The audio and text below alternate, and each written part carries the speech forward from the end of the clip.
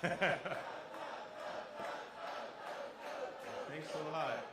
Ugo, thank you so much for hosting us at Diamond Disc International. I know it was a lot of work, but a lot of good work goes on here.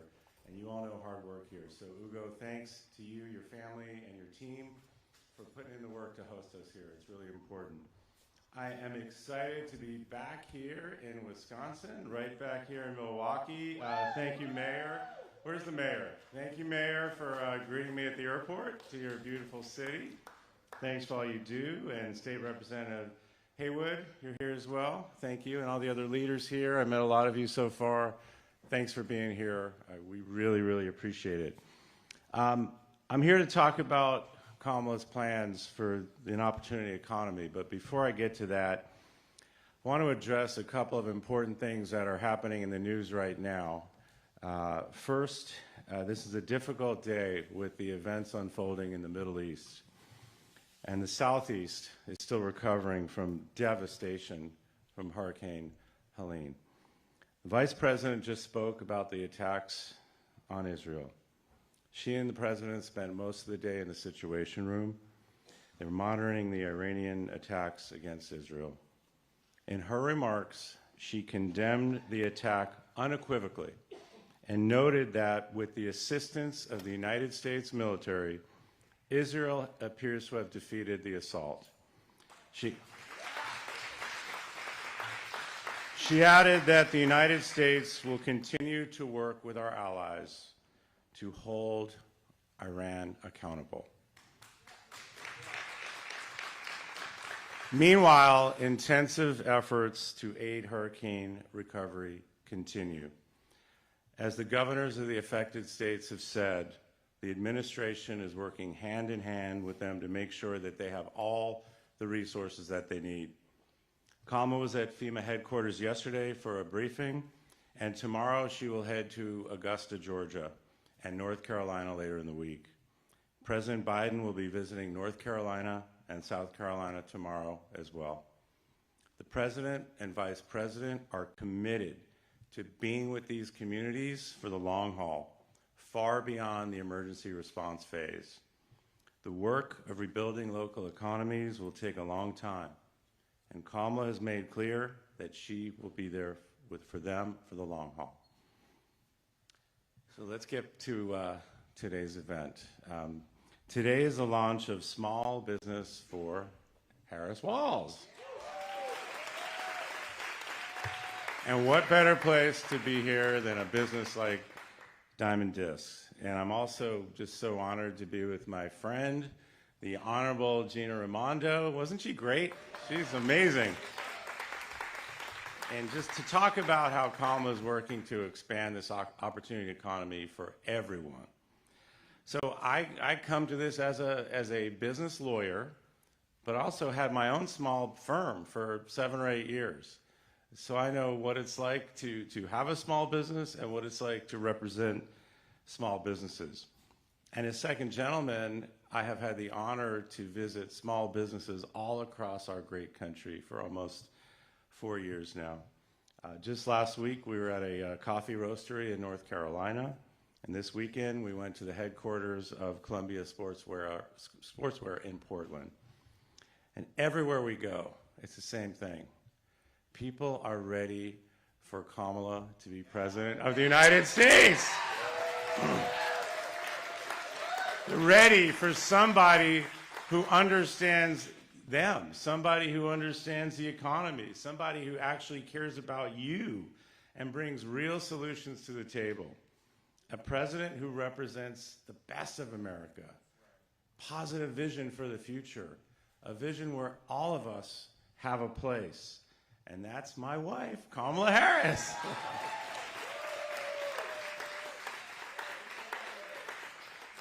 I was gonna say, joyful warrior. He's right. So you see the joyful warrior out on the campaign trail from her incredible DNC convention speech. Wasn't that incredible? The energy of her rallies, her optimism about America.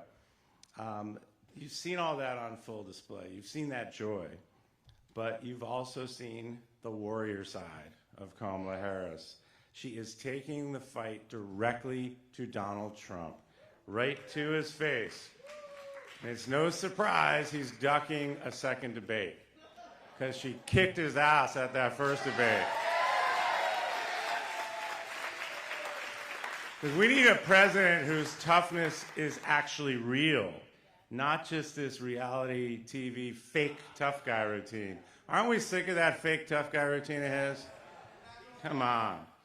Last week, Kamala gave an economic speech that laid out her plans for this opportunity economy where everyone has a chance to compete and succeed.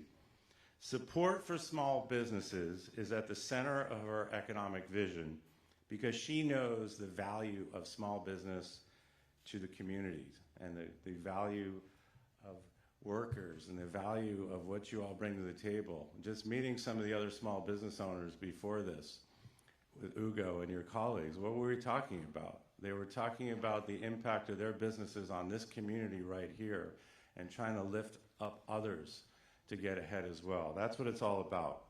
So Kamala Harris, she is a capitalist. She is pro-growth. She's pro-innovation, pro-technology. She's pro-business, but she's also supports workers. And guess what? All these things can be true at the same time. You heard Gina Raimondo say that as well. This is how you build an economy that works for everyone. She spent her entire career working for us in public service. But as a capitalist, she also knows the limitations of government. As a pragmatic person, she has always sought out good ideas from wherever they can be found, whether it's in the public sector or the private sector. And I've seen this firsthand. When I first met her after that infamous blind date, she was in her first term as Attorney General of California. And I was, like I said, a business lawyer. I owned my own firm for several years, as I mentioned. I know how challenging it can be to have a small business. I didn't sleep much. I worried a lot. I worried about my clients, but I also worried about those folks working at my firm and all the folks who depended on us. A lot of folks needed help. And as a business owner, you also have to worry about your community and your vendors and other businesses because it's all interrelated. So I never had to explain this to Kamala when I met her. She knew the intricacies and the value of what I did as a business person and as a business lawyer. Because as California Attorney General, and then as a senator of California, she represented all the interests in one of the largest economies in the world: tech, entertainment, financial institutions, agriculture, real estate, had it all there, and she was representing all those interests. I've also been in meetings with her, with business folks, whether it's CEOs, union leaders, workers, worker representatives, small business owners, teachers, people from the AI industry, people from the space industry, you name it. I've been in those meetings with her. And she gets it. She's always making these connections. She's always connecting all these dots and trying to come up with practical solutions, practical, pragmatic solutions. When I would travel the country as second gentleman and I'd get home, and she would invariably say, "Dougie, how was your day? Who did you meet, and who did you talk to, and what did they say?" And so this is when we ended up talking about you and businesses like this one, Ugo. And we talk about what we literally just talked about. How do we ease red tape? How do we provide more access to capital for small businesses? How do we get more workers? How do we train these workers? Where are these workers going to live? We talk about affordable housing. And then we also talk about generational wealth. How do you go from just renting your business in the building to owning it and expanding and growing it out and leaving something behind? That's the kind of stuff I picked up on the road, and that's the kind of stuff we talk about when she asked Dougie, "How was your day?" And these chats just aren't small talk for Kamala. She dives in, she absorbs everything, she connects all those dots, like I said. And then you can see the results in the economic plan that she has put forth. This plan has 3 pillars. One, first, lowering costs. This would give over $100 million a tax cut, not just a small percentage of billionaires, many of whom don't want it. They know it's not good for the economy. And that includes a $6,000 child tax credit in the first year of a child's life, which is so important to help Americans meet the cost of starting families. And as Gina Raimondo said, and Hugo said, if companies are not acting the right way, such as price gouging on food and groceries, well, she's got a plan for that too. We can't have that. She believes in business, but she's also going to hold companies accountable, just like she's done her whole career if they're ripping us off. We can't have that. As president, she's going to continue to expand on her success in the Biden administration, capping insulin at $35 per month for those on Medicare. She wants to extend that to all Americans and to continue the work in lowering prices of medication and all drugs. She has a plan to address the affordable housing crisis because so much of that impacts your business's ability to grow. She wants to build 3 million new homes, and she wants to offer a $25,000 down payment assistance for first-time homebuyers. This is huge. The second pillar is investing in innovation and entrepreneurship. She set a goal of 25 million new businesses in her first term, and that's building on a record 19 million new businesses applications in her term as vice president. And to make it easier to start a business, she's going to extend what is now only a $5,000 tax credit to $50,000 because we know it costs more than $5,000 to start a business. And I love when she was on Oprah, when she told Oprah, you know, $5,000, that's just a concept of a business, just like Trump's concept of a plan on his goal to take your health care away. She's been working on for 10 years. She also knows that access to capital is a big hurdle to entrepreneurs, and she has worked to fix that. Under the Biden-Harris administration, SBA lending to minority business has more than doubled. By the end of her first term as president, at least 1/3 of federal contract dollars will go to small businesses. So we're going to grow the success of the Biden-Harris administration and keep that growing in the Harris-Walz administration. The third pillar of her plan builds on the progress of this administration to make sure that America is leading the world in the industries of the future. Biden-Harris has set a new foundation for our economy through historic investments in infrastructure, clean energy, and bringing chip manufacturing right back here to the United States. She's going to continue that. She's going to continue to build on that work so we, the United States, can own the next generation of technology. And you know a lot of that work is going to come right here to Wisconsin.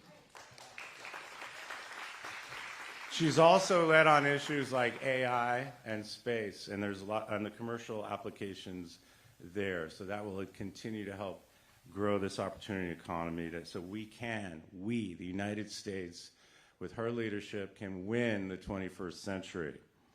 So I was told that Trump is in town today. So I'm glad I can just set the record straight on who is actually better for the economy. So there's this myth, this illusion that Trump was actually a good businessman in his business career. Exactly. And that he was good on the economy when he was president. So both are not true. Both are illusions. Let's look at the facts. When he was president, he was the first president since Herbert Hoover. So we're going back to 1920s Depression-era United States to leave office with fewer jobs than when he started. The tax cuts to billionaires, it cost us. It cost us dearly.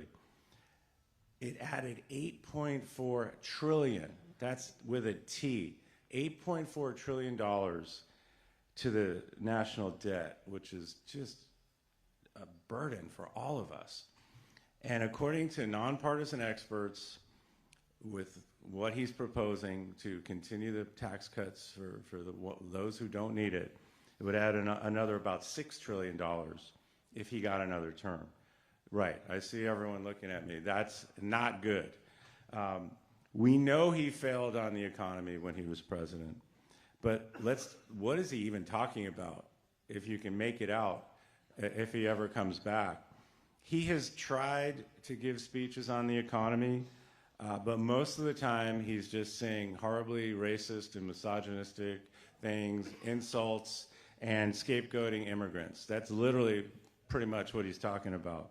It's his favorite topic. But when you can parse together what he's saying on the economy, it appears that he will continue these massive tax cuts for those who don't need it.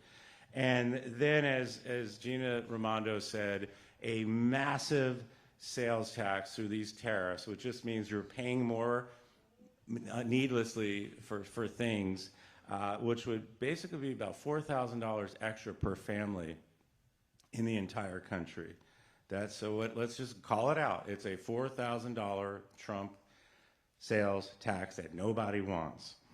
And he's promising to do this like he is wont to do, with or without Congress's approval. You know, dictator on day one, you're not going to need elections anymore. This Donald Trump. This is the guy who said he will just put these tariffs through and just making up numbers. And he'll impose those. It'll be devastating to our economy. Moody's has predicted, nonpartisan source, that it would trigger a recession immediately, almost immediately in 2025. So the contrast is so clear: competence versus cowardice, working for us instead of just working for himself and who knows who else. So it's no surprise that the business community is getting behind Kamala. Small businesses like Ugo all over the country are getting behind Kamala, but more than 90 CEOs of major corporations and business leaders have endorsed her. And Mark Cuban, listen to what Mark Cuban's saying. He is an actual businessman, an actual billionaire who has succeeded in lots of different things. He has made a great case for why Kamala is a right choice on the economy. Goldman Sachs has said the GDP growth and job growth will go way up. I'm pointing up in a Harris presidency, and I'm pointing way down if Trump ever gets back. We have, I think, over 400 economic experts who've also said the same thing, and this is on a bipartisan basis. So she's going to create a community that works for all of us. It's forward-looking. It's going to invest in technology, innovation, and all the things that make this country what it is, makes this country so great. She also knows that we've got to come together. All the division and all the hatred spewing out of Donald Trump's mouth on a minute-by-minute basis, this dystopian view of our great nation, we don't want that. Like, can you imagine, remember what it was like last time? In the middle of the night, if your phone was right there, you almost didn't want to look at it. You didn't want to see what it said. You feel that pit in your stomach. We don't want to feel that way anymore. Listen to what Kamala is saying, because she knows we have so much more in common than what divides us, right? And her candidacy has really excited the country, because when she got up there in mid-July, when President Biden decided to not go forward with his campaign, she got up there when we really needed somebody to step up, and she did it. And she said she was going to earn the nomination, check. She said she was going to unite the Democratic Party, check. And then she said she was going to unite the country and then win. So on Unite the Country, she's getting there. Because look at the endorsements we've gotten. We go from Bernie Sanders and AOC all the way to Dick and Liz Cheney. We've got a big tent going here. Republican former Senator Jeff Flake just endorsed her. He said there is nothing more conservative than putting country over party. And retired General Stanley McChrystal wrote, he's voting, or he already voted, for Kamala Harris based on her character and her leadership abilities and her willingness to put our country first and stand with our allies. Liz Cheney, essentially said, her and Kamala may not agree on every policy issue, but they agree on the big things, who we are as Americans, our Constitution, our rule of law, our democratic ideals, all those things that make us great. It also makes our economy great. She has gotten the endorsement from 741 former high-ranking national security officers, including 15 retired 4-stars, generals and admirals. Why? Because she is a leader. She is ready to be commander-in-chief. She doesn't have to train to be a leader. She already is one. She already is a leader on the world stage. And she is ready to be commander-in-chief, as we saw again today, of the most effective and most lethal fighting force in the history of our world. And she is ready to lead it on day one. This is not just the most important election of our lifetimes. This is the most important election of our country's lifetime. It really is. This is it, folks. This is the election where we need to all step up. We all need to come through. She stepped up when we needed a leader, and she has been exceeding the highest expectations each and every step of the way, and she's going to continue to do that for the next 35 days. So just like she's been there for us, we got to be there for her. We got to be there for her right now. And so many of the things that are coming out of the mouths of Trump and J.D. Vance, who's going up against Governor Walz tonight in the debate, look at the things that they're talking about: taking away rights, voting rights, reproductive freedom, the tax cuts for billionaires, Project 2025, the hate, the division, the just not adhering to our rules, our rule of law, our standards, all these things that are out there that just are infuriating. Doesn't it just make you mad? Doesn't it just piss you off? Well, you should be. So let's stay mad for the next 35 days, channel that anger into action so we can make sure that she wins this election, because we have no choice. And just between us, even when I say, hey, did you see us on Saturday Night Live on Saturday? She said, no, I'm working, and you need to get back out there on the road. So it's just a lot of discipline and focus in our household right now. We're not gonna, we'll watch it, you know, on November 6th when we'll have some more time. But right now, we gotta stay locked in. We don't have time for any distractions. We can't get distracted. Although it was pretty funny, I will say. I watched it. So she's doing her part. Governor Walz is doing his part. So we got to do our part too. As Gina said, we got work to do here in all these swing states, including here in Wisconsin. It should not be close, but it is, unfortunately. So we got to do the work and have her back. So why, you know why you're here. So Wisconsin, you got to get out through this entire state, spread the word, tell her why tell them all why you're supporting Kamala Harris. You know why you're doing it, and just go to those offices, knock on those doors, make those phone calls. It really matters. It's every single vote is going to matter here in Wisconsin. So don't take anyone for granted. Make sure everyone knows how to register. Make sure you all know the rules. And make sure you get registered, you get out to vote, and we'll get this done. Michelle Obama did say, I got another Michelle quote, because do something was a great one. You're all here doing it. But she also said that we need to vote in numbers that erase any doubt and overwhelm any effort to suppress us. And why did she say that? Because that's what they're going to try to do. So we gotta win, and we gotta win big, so we don't have to mess around with all the stuff we know that they're going to start to throw at us. But if they do, we're definitely going to be ready for it. All right, 35 days. I'm going to continue to do what I'm doing, run through walls. I'm going to crawl through glass. I'm going to do everything I got to do. Focus, discipline. I'm not going to watch anything funny on TV. And after this is all over, I'm going to look at my wife. I'm going to say, oh, hey, honey, you're the President of the United States. That's pretty cool. Thank you all. I appreciate it.